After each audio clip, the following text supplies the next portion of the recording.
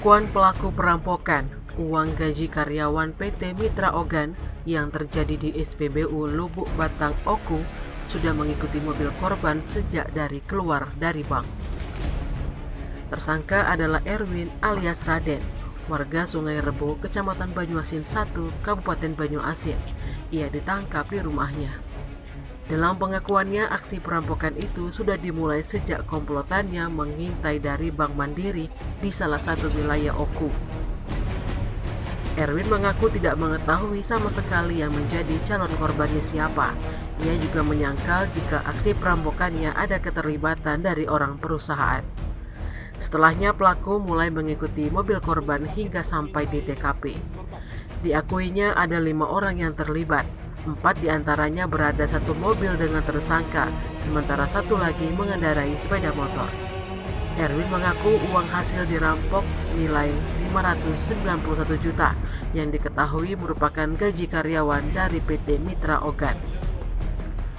Kata Erwin, uang bagiannya senilai 120 juta telah ia habiskan untuk membeli perabotan rumah tangga seperti TV dan ponsel.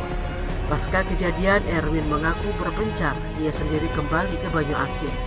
Sementara itu, Kasubdit Jatan Ras Polda Sumsel Kompol Agus Prihadinika menjelaskan modus pelaku dengan mengikuti korban sejak keluar dari bank. Polamu dari kamu di bank sampai ke SPBU itu kamu ngejar itu berapa lama waktunya, Kak? Dari bank itu? Iya. Kamu ngiringnya, Pak? Jauh juga dulu zaman ngiring. 2 jam ya.